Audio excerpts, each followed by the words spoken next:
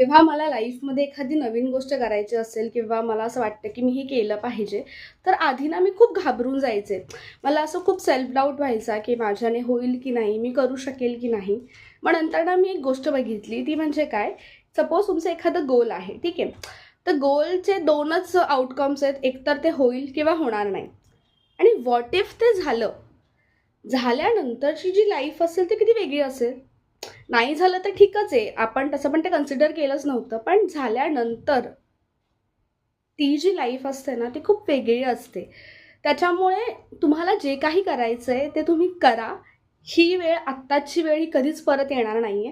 मी तुम्हाला एक्झाम्पल देऊन सुद्धा सांगते. आता माझं हे जे Instagram हँडल आहे, तर मला खूप इच्छा होती की मी ते करावं चालू. पण मला खूप सेल्फ डाऊट होता की माझे फ्रेंड्स वगैरे ते कसे रिॲक्ट करतील किंवा त्यांना काय वाटेल, ते जज करतील अँड ऑल. मग मी विचार केला की यार सोड, जाऊ दे. मी चालू करते. चालू केल्यानंतर काय होईल? एकतर माझे फॉलोअर्स वाढतील किंवा नाही वाढणार. पण व्हॉट इफ की माझं हे जे पेज आहे ते खूप जास्त ग्रो झालं. त्याच्यानंतर जी माझी लाईफ चेंज होईल ती कोणीच घेऊ शकणार नाही. कारण की हे सगळं मी माझ्या मेहनतीने केलंय. बरोबर?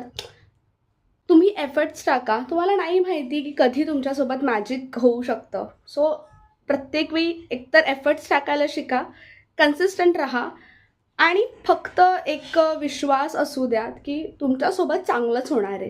सो तुम्हाला जे काही करायचं आहे लाईफमध्ये ते प्लीज करा. आत्ता करा, चालू करा आणि तुम्ही नक्की यशस्वी व्हाल.